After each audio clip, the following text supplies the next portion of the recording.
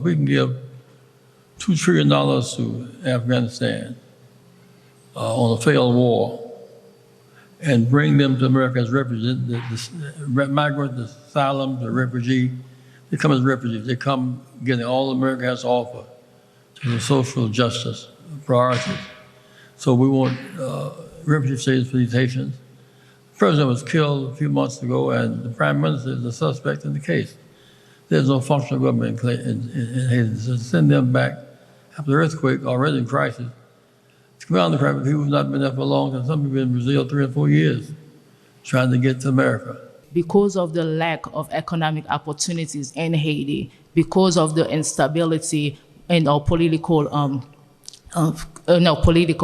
so we also want to address how there are organizations here who are willing, who are ready to help.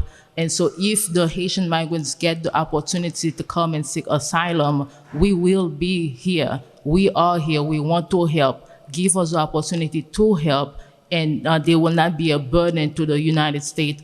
And my personal immigration history is that my family came here because of when there was a lack of medical providers here in the US. And so my grand-aunt husband was a doctor in Haiti, and he came here as a nurse to fulfill the shortage that was here in the US. So he came here to serve, and he did that until he retired at Cook County Hospital. And so here I am, a Haitian American, contributing to this country.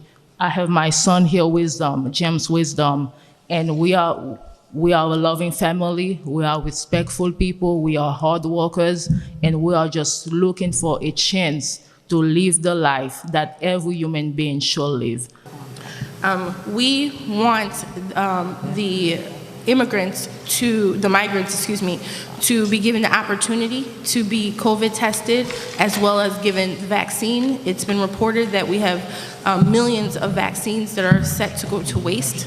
The Haitian people are being deported into Haiti and not vaccinated. So we already have a country that has tremendous amount of problems right now, and we've already deported, it's been reported that we've deported over 1,400 people.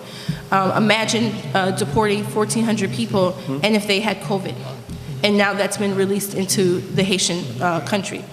The other thing that we're asking for is TPS to be expanded. TPS, temporary protected status, was granted to Haitians that were in the United States in May. It went into effect on August 3rd, 2021. We are asking that it be expanded to include the Haitians that are here currently that do not have status, to be given status, to be given TPS status at the time. Our third call of action is that we're asking local people to call on your local legislators and ask that there be a pathway to citizenship for the Haitian people. What is happening right now is deplorable, it's inhumane. We're asking that people be treated fairly and humanely, because we are people first. It doesn't matter where you come from. It would be short-sighted to think that this treatment or the policies associated with this treatment started last week or even the week before that.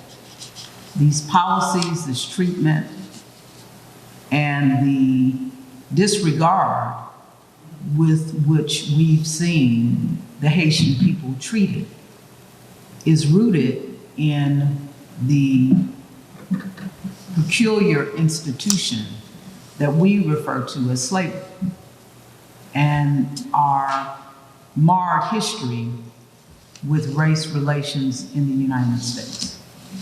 I say that because the Haitians, when they overthrew the French, there was an effort by the United States to prevent that from happening. There was also an effort to disassociate that with what was going on with slavery in the US, because they knew that the strength gained by the Haitians would impact the US slaves.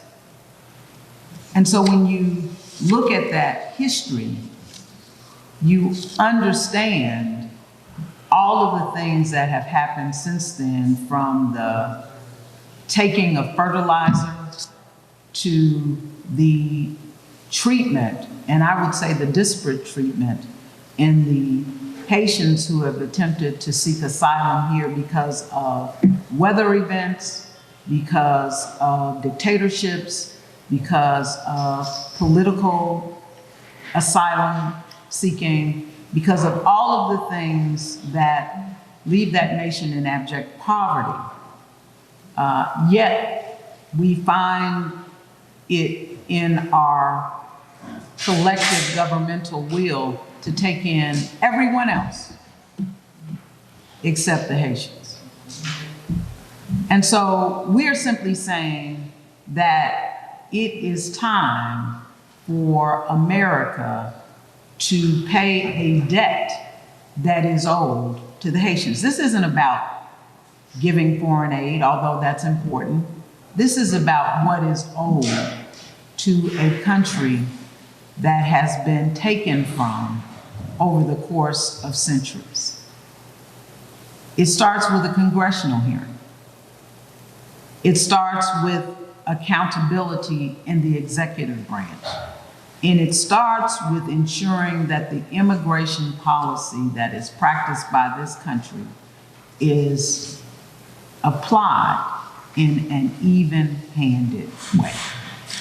And it is the Chicago Urban League's position, as also held by the National Urban League, that Haiti must be treated fairly by the United States of America. What we've seen to date does not support that treatment.